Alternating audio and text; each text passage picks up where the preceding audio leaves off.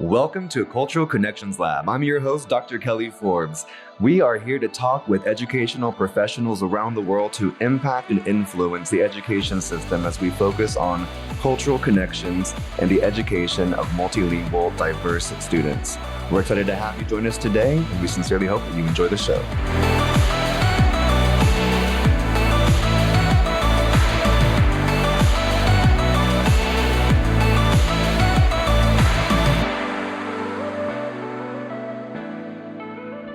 Hey there, listeners. Are you ready to take your school district to new heights? Introducing EduSkills, the leading software as a service platform for Title III and multilingual support in education. Having been a director of English language development for a school district, I was honored and privileged to get to use EduSkills. EduSkills understands the importance of equitable education and empowering multilingual learners to thrive in today's classrooms. Their cutting-edge technology provides school districts across the nation with the tools they need to enhance language acquisition, foster inclusivity, and improve academic outcomes. With their seamless implementation and comprehensive support, I have witnessed EduSkills ensure a smooth transition for school districts, empowering their educators to provide targeted instruction and personalized support. So why wait?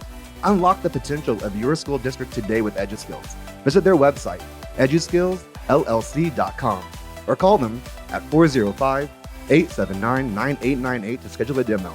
EduSkills, transforming education one student at a time.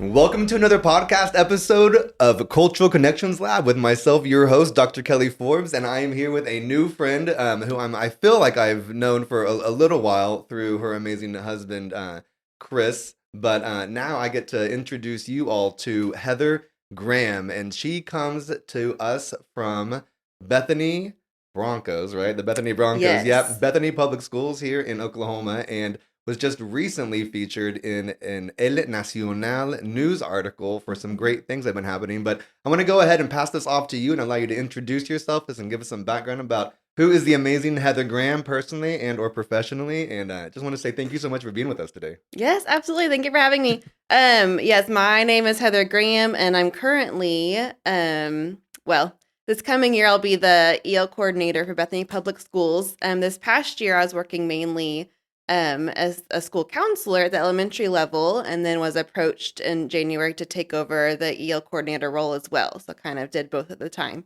Ended up loving it and wanting to move into a leadership position anyway. And so I kind of took that job on. But yes, I've known some of the EL world through connections with like my husband, Chris, and my dad. And so that was really convenient to have those connections when I started there too. And so I was excited to kind of figure out what the EL world was all about and how to best help those students. And I got to know those staff members, and we are kind of figuring out how to just develop and implement kind of the best things moving forward. That's exciting, though. Yeah. So what was your professional journey to get to where you are now in the EL world? I always get curious, especially whenever, because that's, so I was never going to be in education. I was going to be a dancing bilingual veterinarian. Okay. That was my goal in life. It was nothing. And a lot of people were like, how did this, so it's fun, like this blonde hair, blue-eyed guy. And then here you are here, Yes. like, how did you get interested in the EL world or anything? And so my experience was coming through with an amazing high school teacher who spoke Spanish. I loved the arts, dance. And then there was a permanent sub position open. And like, it kind of just one thing led to another to get to where I was. But I'm curious, what was your professional journey to become not just into the EL world, but education overall? Yeah, sure. So I started off like undergrad. I have a psychology degree. Okay. And so I was initially going more the psychology route into therapist or counselor. And so So this is the perfect time for me to share some stuff too. Absolutely. So started that, got that degree, and then I took a pause. I was like, I don't know what I would do with it. And so I had always enjoyed like education or teaching kids. And so eventually I decided to move and get my master's in school counseling and go that route. And I'm combo of education and psychiatry or psychology. It was great. And so I got that degree, and then I started that job at Bethany as a counselor 3 years ago. And so I was doing that with the little munchkins. I love the littles, pre-K to first graders. They're the best. They are great. And then I essentially, it was a whole ordeal. So I had a baby back in October, and I came back from Congratulations. maternity leave in January, and I was also given this EL job to take on too. And so it was this, Two it new just kind of babies. landed in my lap. But my principal was the one that kind of suggested that I do that. Our previous coordinator had resigned in December. And she knew, our principal knew I was looking to move into like a leadership role. I'm trying to get my master's in educational leadership and move in that direction as well. And so she knew I had great rapport with like the whole district through different roles I've had, and just wanting to just advocate for different students as I've done in the counseling position. And so they offered that to me, and I didn't know what I was getting myself into. I don't think she knew either. I think she just thought, oh, we got WIDA testing coming up, and you're already testing coordinator, and we have a report to do, and you like reports and data. And I'm like, sure, I can do that. So I had no idea this whole world that I would just like jump right into, and all the things that were involved in helping students and helping teachers as they are like in the classroom, like hands-on, and then parents. But I like 2 weeks into that, I was like, I think I like this job, and I think that I want to do this like as my full-time job, not just as a awkward part-time full-time job. Along with counseling. It was a lot of hats. And so I met with our superintendent, and he was worried. He was like, are you quitting on me? And I was like, I'm not quitting. But I think that I actually would like to move from counselor into this EL role. Like, I am enjoying having this little staff like under me and being able to lead them.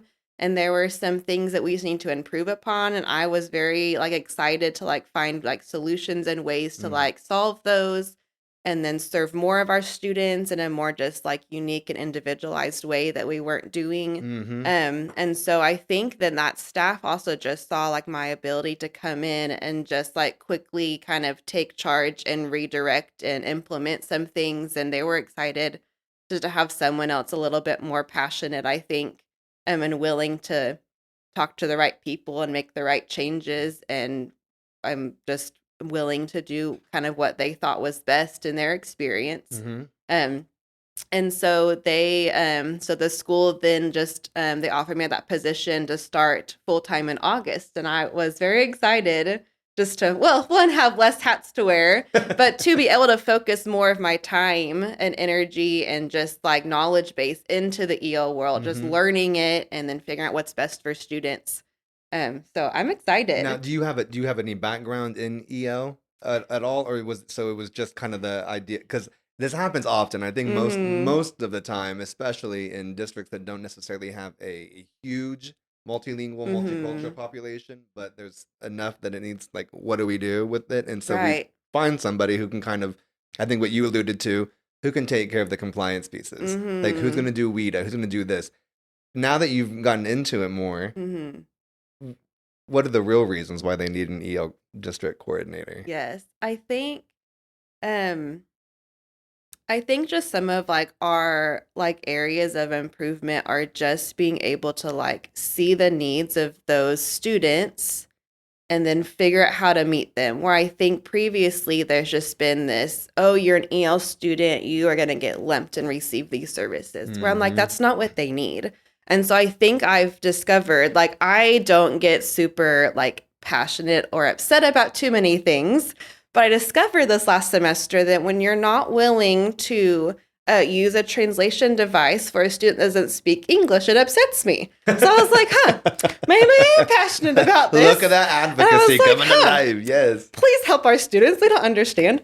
And so I think, like, I do have this kind of, that I wasn't aware of, like, this passion of, like, more just trying to provide that equity or that just like service where it's needed. And I don't think a lot of our staff are aware of the needs, or even they don't know how to provide those services. And so I think that coming in, like, I can be a real asset and like, no, like, I want to help you provide services for our students. And I see what they're needing and like where we can go. Mm-hmm. And so I think that that's going to be exciting. My only background is that my husband speaks Spanish. Oh, okay. And so that's the only. I actually didn't know that he spoke He Spanish. does, yes. Oh, So now that I know that. I know, you can have Uh-huh. conversations with him. ¿Verdad? Yeah. So yes, that's my only like connection to that, to just anything Spanish is he speaks it and does randomly. I can understand like a wee bit.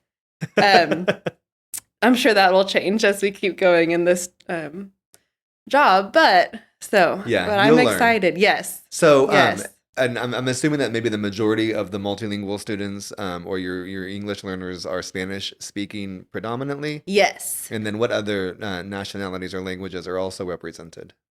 So primarily it is Spanish is the main other language that we have. We have represented among the district. We have like one Vietnamese. We have Haitian Creole, a couple Russian, a couple just other minor ones I can't think off the top of my head. But the primary one that we do get is Spanish, and this past year we've had a lot immigrants that have come from other countries and moving into our district, Mm-hmm. and so brand new to the country.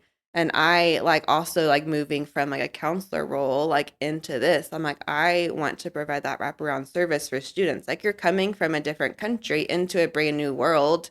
And not only do you have like language barriers, like it's also the social part. And Mhm. there's, if you've had any sort of just troubles or like you're moving, you have to make new friends. You have to, Mhm. you're moving away from your family. So being able to provide also just kind of like social emotional support, like through counseling as well. I think that like I'll be able to provide that for our students too, just from that background that I've had. Do you feel like, and I'm assuming so, in your background in psychology, Mm-hmm. like what role has that been able to play in what you're doing? Well, okay, so also as a counselor, did you get to counsel a lot, or was it like a lot of master schedules? I did counsel a lot. So at the Okay. elementary level, it is more counseling. Well, okay, because that's right, you were elementary, Yes. so it's definitely different than a secondary. Absolutely. counselor. Yes. So lots more They individual counsel and those small Excel sheets group. a whole lot more sometimes than Right? kids. Yes, that does happen when you get up secondary level. No. So the counseling piece, actually getting to counsel, which is fantastic. Yay for that. Yes. And then, but so that background, but along with your psychology background, have you noticed anything of in the means of what these students need beyond academics, or maybe what families need whenever we consider parental engagement, what that looks like? And again, for the listeners, I mean, the background is, how large is the population of the district? We have about, that's a great question.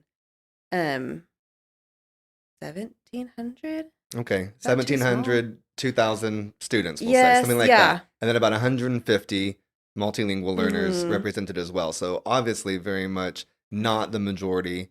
Right. And so, thinking about newcomers that are here, other students Mhm. that are born here and, speak more than one language at home and receive these services, has there been anything that you've connected from your counseling past and your psychology past, and then seen kind of beyond, again, like academic needs, but there are certain needs that need to be met for these families and for these students that are distinct, separate, and apart from what we would do for an overall wash for all students? Yeah.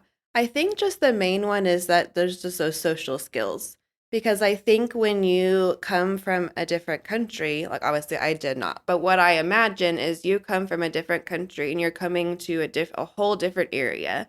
Like you have different people, different neighbors, different teachers, different students that don't know you, but two, don't also speak your language. So there's this big barrier and this gap of like, I'm coming in not knowing anybody. And so it's this need to like make those attachments and relationships and just to plug those students in. And so I think like something that teachers and staff can also just be aware of is like if you do have a newcomer coming in, like connect them with someone or be more intentional about asking them not just academic things, asking them how was your house today? What did you eat today? What friends did you have? What did you play today? just so that they can make those connections, that I'm not just here like for academics in an area that I don't know the language. Mm-hmm. Like, these people are trying to care about me and connect with me and make friends with me. And I think that aspect sometimes I think is lost coming into a school, where I think people look at it like, oh, I need to teach you English. I need to teach you math. I need to teach you history. Where I'm like, no, they can't learn academics if they're not first feeling safe, if they're not first feeling Yeah, and cared that's for for all and kids, right? loved. Yeah. And that's all kids. But Maslow's hierarchy of needs. absolutely, yes. And so I think just having to meet those needs, that could be a little more tricky, understanding what they are, figuring out what the needs are and how to best help them. But I think that's kind of where I think we need to start moving to. Mm-hmm. And in our district too, is understanding they have more than just academic Mm-hmm. needs that we need to focus on. Like, yes, let me grab them and like talk with them and connect with them first. Yeah, and also they bring so many assets Yes. already. Absolutely. You know what? And then plus with culture. And so, I mean, one big way of supporting that is through cultural practices and like making these connections and figuring out what role does that culture play and how are they celebrated and how do we build upon these assets. Have there been any conversations for anyone out there listening that is maybe in a position like you where this is new? Again, it's how I started too. Like, it wasn't necessarily my background, but I was able to listen and to learn and to try to do some research and understand some cultural perspectives from the 7 countries and 8 languages that were represented in my classroom versus being a principal and considering all of the other cultures represented in the entire school, and then working at a district level position and then understanding what that looks like district wide. What are some ways that you all have had conversations or considered the assets and the culture that students bring to have that be vibrant within the district, although it may not be the majority of the students? So you have that dominant culture and then you have the less dominant culture. Right. Has there been anything like that, or any ideas or any practical strategies that you could share with anyone out there who might be wondering and questioning some of those same things? How do we build upon assets and include culture and what we do to help with social and emotional needs, to help with that sense of belonging and community? Yeah. I think that's something that I'm still kind of learning, kind of what those different aspects are. I know that our staff works hard to like bring culture into like their maybe small groups or things that they do just to discuss it or to like acknowledge different like holidays or days that like are celebrated elsewhere, just to make them still feel like special. I know that we're trying to push hard to look more at celebrating like bilingualism, because I think It's that's a superpower. yes, Superpoder. absolutely. Yes. Because I don't think that's something that even like the students understand that is really fantastic about what they have. Yeah. Like, you are able to speak more than one language, and that's something that's fantastic. That's an awesome thing. It is a superpower and Yeah. something that I think other just individuals maybe don't see, or it's more considered something that is like a hindrance or a challenge or a barrier instead of something that should be built upon and celebrated. Yeah, which is, I mean, especially I think whenever we're able to stop and spread the message and the research, because it feels counterintuitive to some monolingual people that being bilingual or multilingual might possibly be a deficit. But I always remind people, I've never gone to a job interview and they're like, we'd love to hire you, but you're bilingual. Right. Like, that's never, ever happened at all. Yes. And then I tell teachers, whenever I'm providing professional development, it didn't hurt me.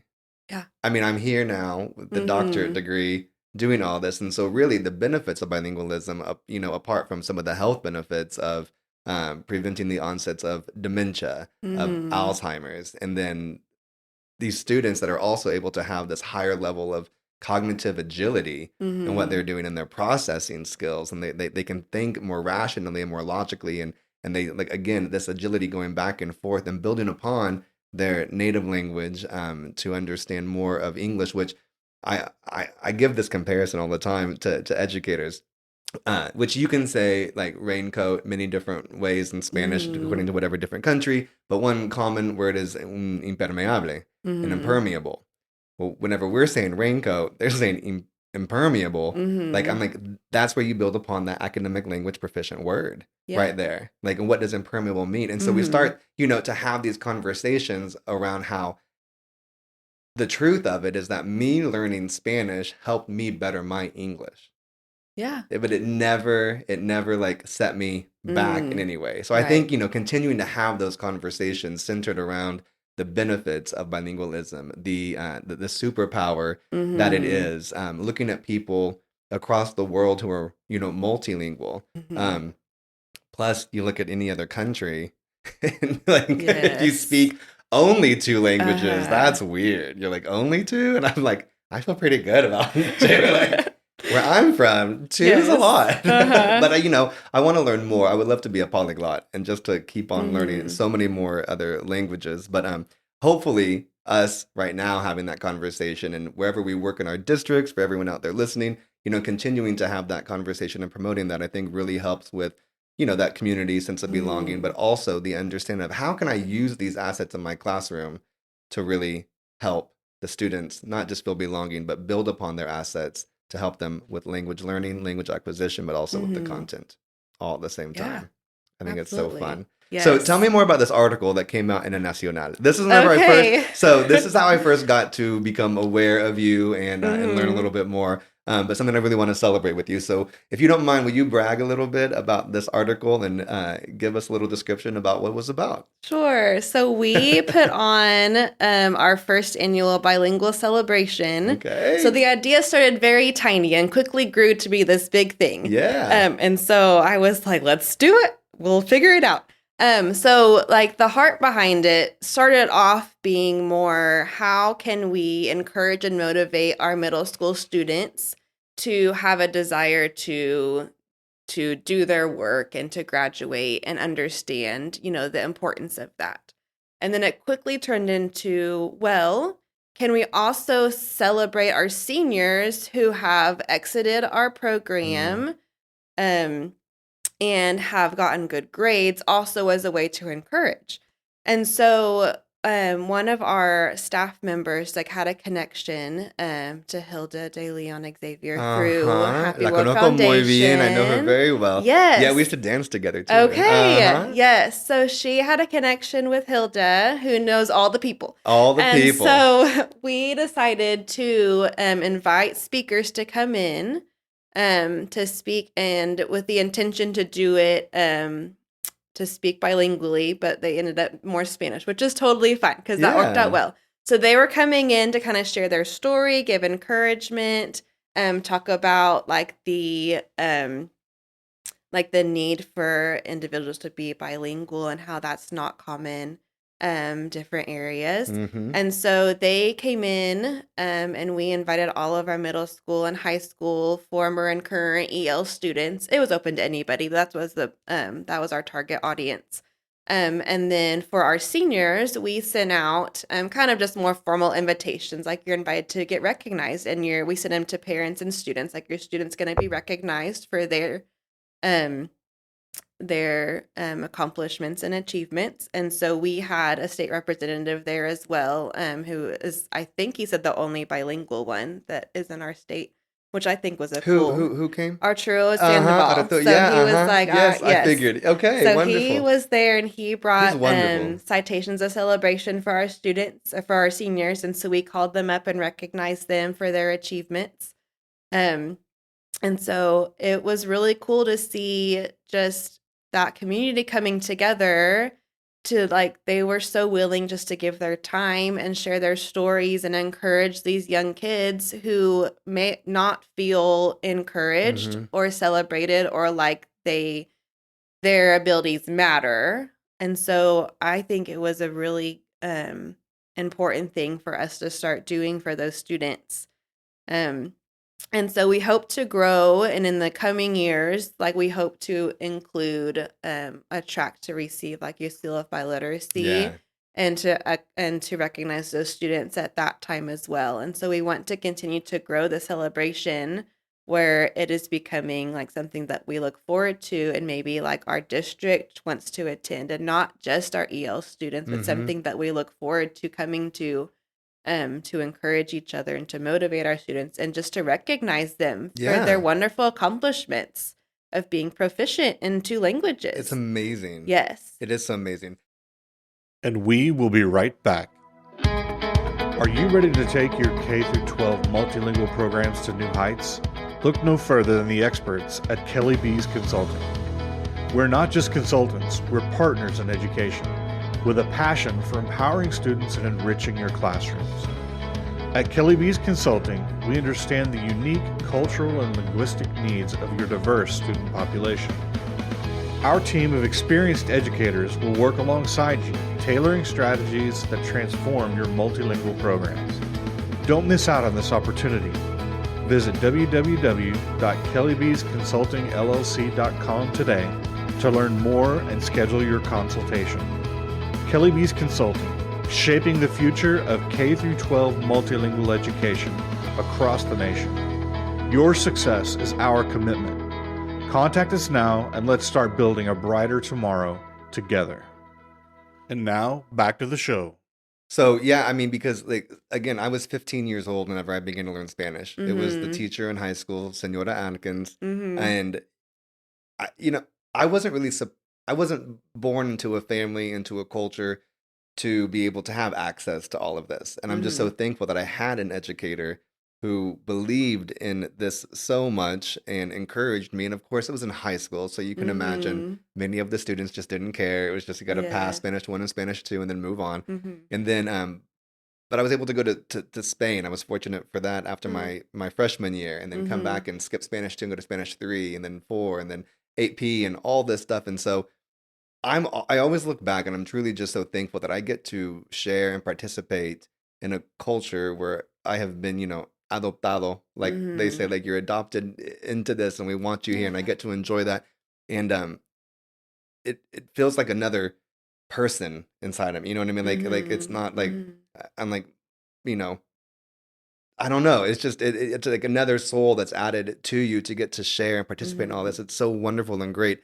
And so I'm curious, through these conversations, have there been other students that are monolingual only in English and have thought, I kind of want to I want to participate in that too. Like I want to be bilingual or multilingual. Or are there other educators that have had like eyes open and thinking like, wow, like this is really so incredible. I didn't really consider this being such a great celebration before.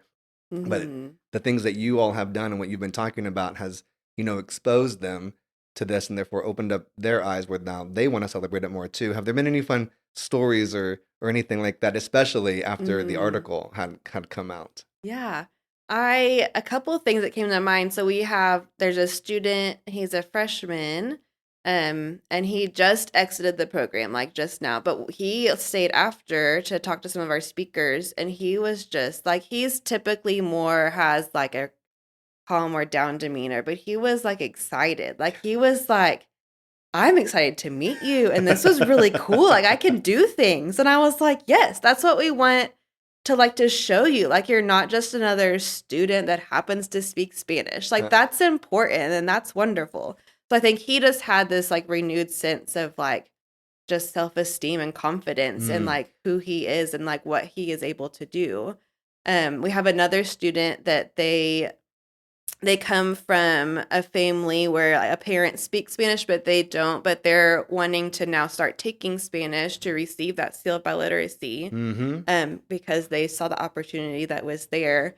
And I know I'll have many conversations with staff members, like starting in August and September, like about our program. And so I'm excited to see kind of like what they have been able to see in that and their thoughts on like kind of what we're trying to move towards and celebrating and recognizing our students. So I'm excited to see where it goes. Yeah, yeah, yeah, me too. I Uh, think I think it's really fantastic. You mentioned earlier about how you had Ilda, Arturo, some other people within the mhm. community that came, and you said that's so special that they stopped to take the time Yeah. for that. Can you expound upon like why to you that you think that is so special? Because it is Mhm. obviously, but I think it probably means a great deal to a state representative to pause probably a Mhm. very hectic, busy schedule, especially right Yes. now, to Uh-huh. stop, to come and to have this talk. Why is that so important? I And think, why can other districts want to do yeah, this too? Like why does that matter? Why is that so? Why is it special? yes. I think one thing is it just shows that like people want to be involved and they want to help. Like there are so many great, amazing people that are willing to just help students and come in and share and volunteer their time. That I think that's not lost. I think there's a lot of times that we think like, oh, like we live in such a like our struggling world and people are not willing to help. But like there's people out there that like Mm-hmm. you just ask, like they're willing to come in and give their So time. much good, I yeah. think we had the owner of Cafe Cacao come, Oh and yeah. I'm like, "You own a business and you paused your day. You didn't work that day and you came and volunteered to share your story in order to hopefully encourage students and to remind them like of how important they are and motivate them to like what they could potentially become."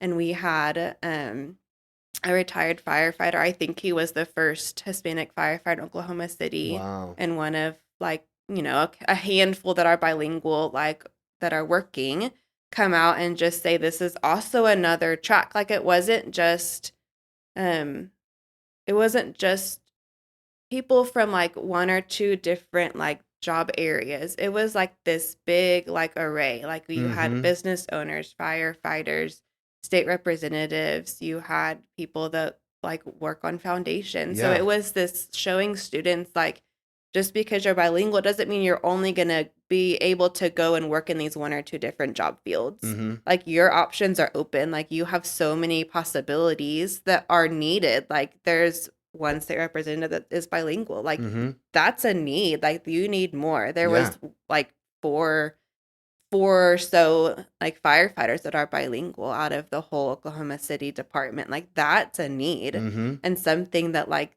they should be, striving towards, not Yeah. just this little goal of like graduating, finishing, but Right. let me set my dreams, my goals higher Yeah. in order to meet something. And so I Yeah. think just seeing like the community's like excitement and willingness to come out and just to stop what they were doing and find importance in our students, I think that was like amazing for me just to see. Like you think this is such an important aspect and like job that you have to come and talk to our students that you just stopped your day Mm-hmm. and you just dropped everything and you just came Yep. for the day. I So, think I think it's so important because then we recognize. I mean, we have bilingual, multilingual, multicultural people coming from mhm. the government all the Mhm. way to a restaurant owner and Yeah. firefighters, and how important that is whenever there is a fire and the family speaks Mhm. another language and that person can speak to them and save their life. Like that's a really Yes. big deal. Yeah. But I think it's so interesting because I go to all these different school districts. Um, and there's always a mix of people everywhere, right? Like, you have some people that are Mhm. just like, yes, multilingualism, yes, it's wonderful, and then you have other teachers who I think with the best intentions, sometimes there's always an Mhm. outlier everywhere, but whenever it's like, well, English only, just want you to learn English because they want to Mhm. help, and that's how I started, right? I was very destructive in that way, not thinking about it because I had learned and I Mhm. grew and I learned more, and like I said, and I'm matured, and I'm fortunate that I didn't necessarily like hurt any of them as some had gone to Mhm. Harvard. So it wasn't like the worst thing I ever did. But you look back and I think, man, I should have built more upon their languages, which now you fast forward Mhm. and that totally I've, like I said, changed practices and I understand. And Mhm. but my intention though in the beginning was good. It was just wrong in my process of getting there, right? And Yeah. I'm okay to reflect on that and own it and admit that. Mhm. But we still have some educators today who do think that. But whenever we consider what that pedagogical practice looks like in the classroom, implementing language standards Mhm. at the same time academic standards and building upon their assets, you would think it would be easier to recognize how we do need to be doing that because what ends up happening is that they are state representatives. They are Mhm. the bomberos. They are the firefighters that are saving your Yes. lives.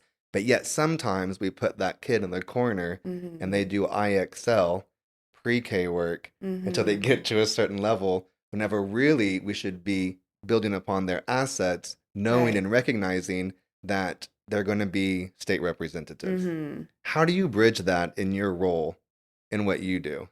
Yeah.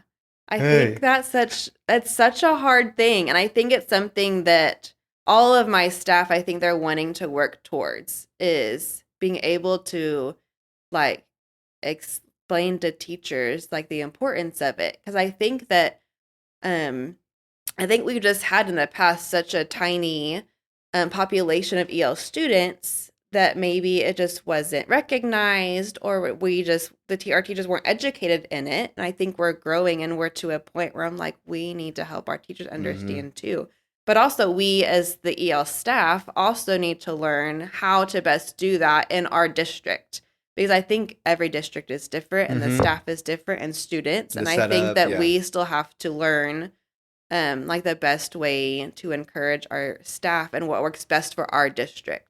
Because just based on resources or staff that we have and materials, the best way. But I think it's just going into it with the intention of, I'm going to talk about our students, and I'm going to make teachers aware, and I'm going to talk about it so much they're going to get tired of me, and I'm going to ask, is that translated? They're Do like, you oh have my gosh, it? Heather's coming. I know. But so it's in this, because one thing that we're struggling with is like a lot of our forms are not translated into Spanish. Okay. And it blows my mind that I'm like, these families have been here for more than 1 year. Like, you've had families for multiple years. Yeah. But it's just, if you don't have that thought process of, oh, I have this family that speaks Spanish that needs a form, you don't think about it. Right. And so I think one of like our intentions is to like just make our teachers aware and just set that practice kind of, so it's just kind of this automatic, like, oh, I'm making a form, I need it in Spanish. Yes. And so I think just keep continuing to ask them and question them on like little things like that will slowly grow, where they're going to start automatically thinking of our EL students and families in that way as well. Because it's just not a practice that they've been like accustomed to. And so it's hard. You can't just flip a switch and automatically, bam, I'm going to think about all the things EL, and I'm going to have all the resources available. No, it's just so difficult, right? To slowly, and it's with any change, like anything you try to do in education or elsewhere, when you're trying to change a culture or a perspective or just a way of thinking, it's this slow kind of like turn you have to make. And so I think just slowly just focusing on something whether it's translation of forms or just like that communication aspect between teachers and ourselves. So I think it'll take some time. Yeah. My mom will laugh whenever I say it, but like it's always like, God, give me patience and give it to me now. Like, I always want it like right now. But that's how I feel with this. And, and I think this is a common through line in a whole lot of places, especially smaller school districts. I've worked in other districts before where it was a similar story, where you had so many other languages other than English, but yet everything was only in English. And so maybe there's some insight truly on the psychological side of this. But where I get confused with it is that there's like policy, there's law, like it's civil rights, Department of Justice. But yet it's like somewhere, and that it was we were recording another podcast episode yesterday, and it was we were discussing policy. It was Alejandra Vasquez Bauer, and we were discussing policy that they work on for immigrant students, migrant students, newcomer students, etc. But I guess the question is, what do you feel like that obstacle is? Is it an obstacle because it's a lack of awareness? Is it being resistant to change? Or what is that situation whenever we know for a fact that we have families who need support because the home language survey asks, do you need interpretation or translation? They say yes. So then therefore we look at our documents and they're only in English. And then we also know that we have civil rights and Department of Justice guidance and policy for this, but yet in so many places across the nation, it doesn't always happen. Do you feel like and maybe there isn't just like an answer, I don't know, but do you feel like there's a psychological component to that where like surely someone with a master's degree who got into the highest position ran across this information at some point, or at least just considered the fact like, hey, even if it's not a policy, maybe it's just the right thing to do. Maybe I just need to. What Mhm. is that barrier Yeah. you feel like potentially based on, not just your experience necessarily, Yeah. but just your thought process and your background of Mhm. psychological matters? This is a Yeah. question I really do have a lot. I think like for our district, it's kind of a combination of lack of awareness and kind of a lack of like leadership to take charge and people just assuming other people will do something. Okay. And so I think it's this combination of like some people are just not aware. Like we're not aware that there's not forms in Spanish, or we're not aware that there are families that need translation. Uh-huh. And then I think there's this part where it's like not necessarily just like superintendent leadership, but coming down, either it's the EL coordinator, like in our past, not like just taking charge to say, nope, this needs to be changed, we're changing Mhm. it. Or this assumption from staff like, oh, that's our EL staff's job Yeah. is to Kind of get provide siloed that. out. Yes. Yeah. And so like I'm going to focus on teaching. They're Mhm. going to focus on translation. So I think it's this maybe just thought process that like more of like I just worry about my little bubble, got my blinders on, Uh-huh. and not worrying about like the big picture. And I think to an extent like teachers like no, like they maybe shouldn't be completely worried about the whole district and what's happening, Right. through the whole district. But like in the At enrollment least you're office or in things like that, if you're not yeah. having form, Yeah. like where like And so I think it's been a combination of things between just awareness and just leadership needs Uh-huh. to like just to take place Yeah. so that there is that awareness that grows. Mm-hmm. And so like I think just coming in, there's been just a few small changes that like we've made of like, yes, we're going to serve our pre-K students, or yes, we're going to translate and I'm going to keep asking you about it. That maybe those little things haven't happened to start building that culture of awareness in Mm-hmm. our district.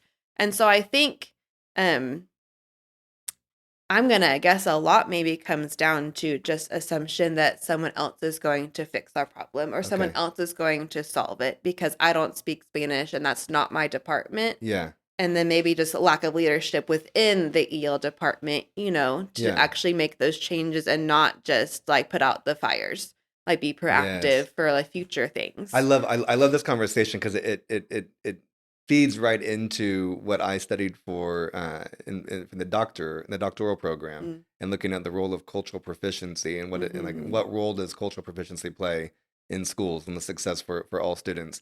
But whenever you're considering cultural proficiency, you have barriers and you have guiding principles, unhealthy to healthy practices, and then you Mhm. have some key elements of like your goals to want to implement in the school. One being institutionalizing cultural knowledge, and Mhm. so it's interesting because I think what you're saying is true and accurate. And I think a lot of people can probably um, relate to this. Hopefully, the ones who are listening Mhm. can relate. Anyone out there that has fantastic practices and really great answers that can share this, like connect with it. Like let us know. Mhm. I of course have my ideas and my thoughts and do this all the time.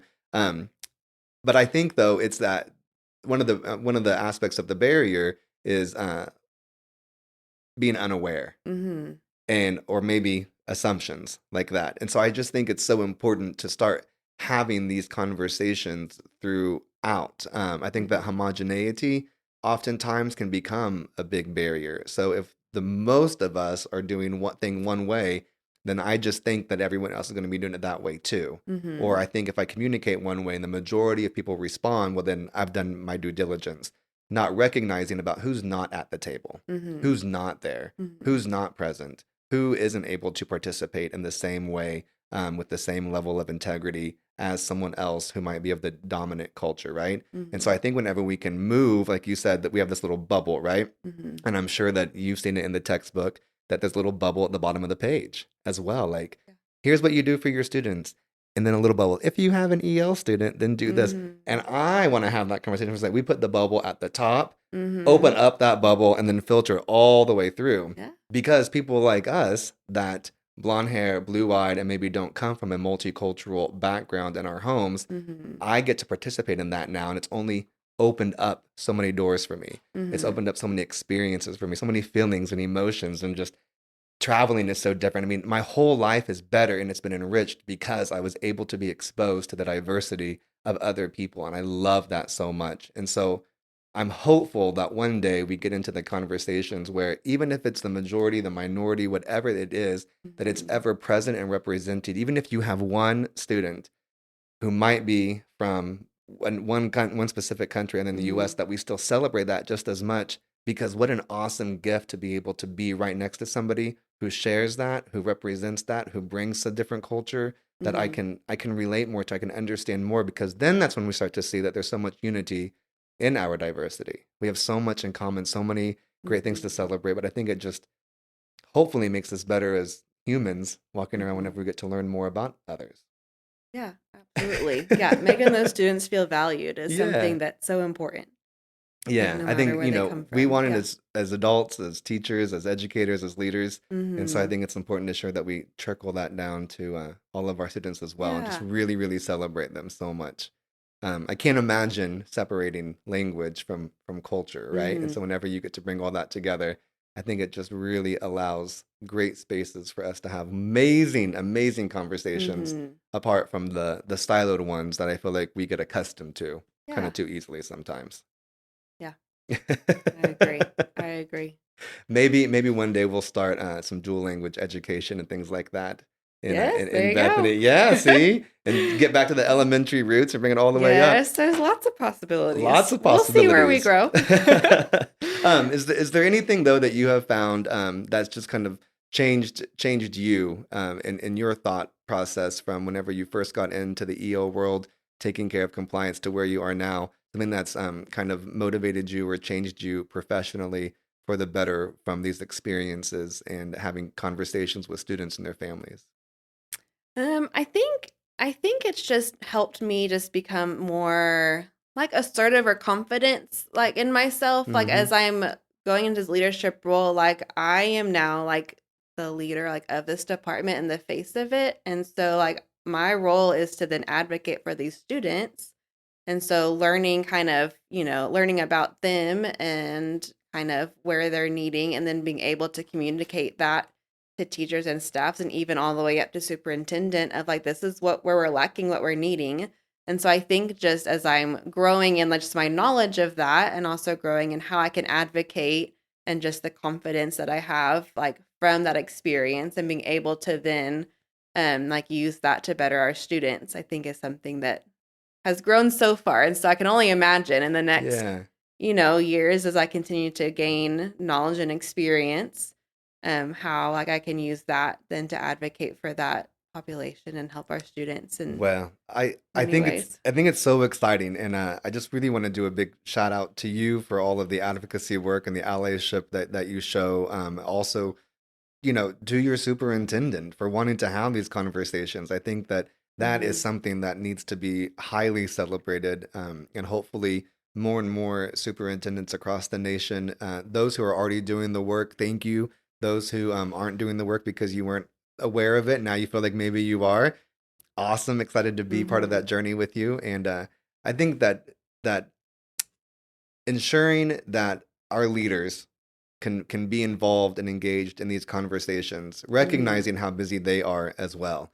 But we also know that state representatives are busy, Mhm. and we know that our superintendents and our other building leaders are busy. But whenever we can stop and bring this conversation to the forefront, I think what it does is not necessarily help within a school district, which it definitely does, but I think it helps within a community. And Mhm. I think that you were able to see that and to share that with people like Irla de Mhm. Leon Xavier, Mhm. Arturo, our state representative, Mhm. the firefighters, the other people in the community, that it's a Mhm. community at large, you know? And Yeah. so just because we might be one district here, and other states are different in their setup, but we have, you know, 400 up to 500 plus districts here in Oklahoma. And so Mhm. many of us are just side by side. And so even though this district is right here and then across the street's the other district, we're Mhm. still one community. Yeah. And so I think it's so important to elevate these conversations and to really give a shout out to school and district leaders who want to engage in these conversations, because they also see the importance of it,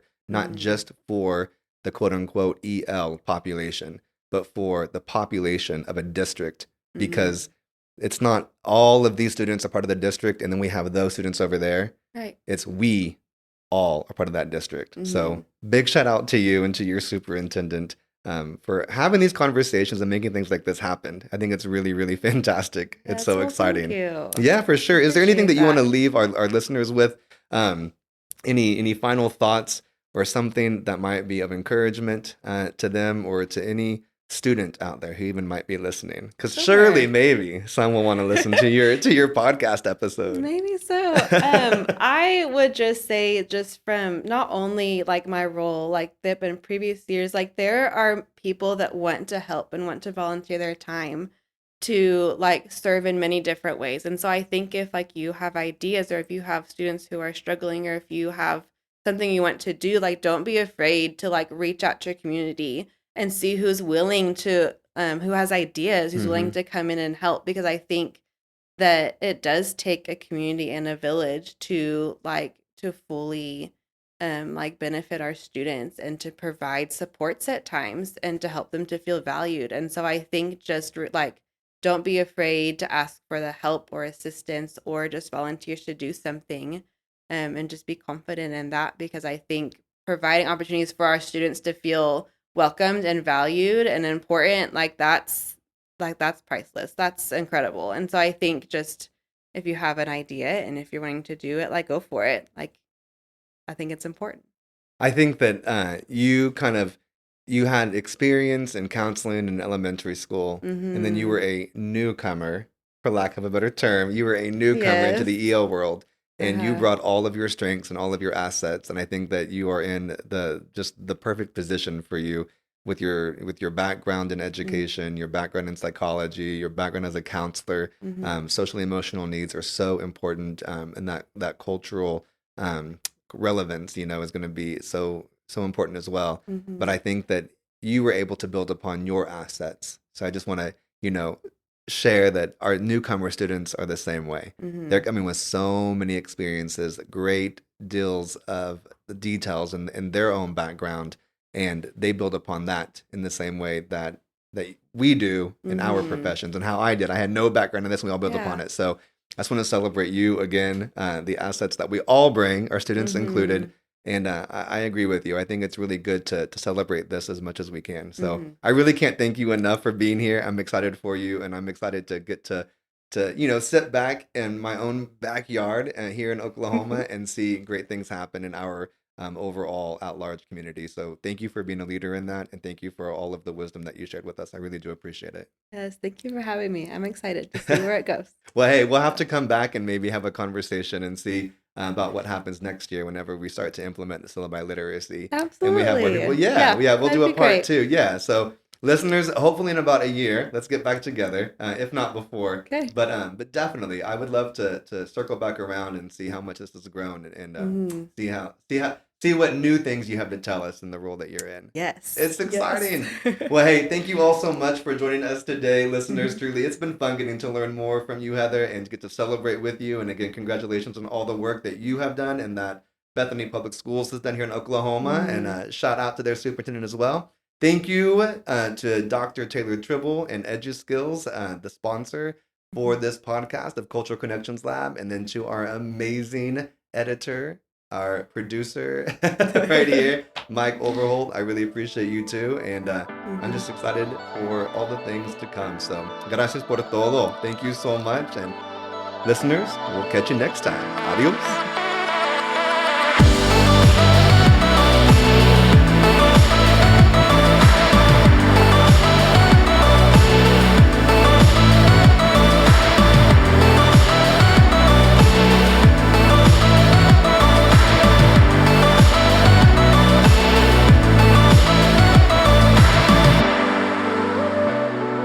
Thank you for joining us today. Don't forget to like, follow, and subscribe. Adios!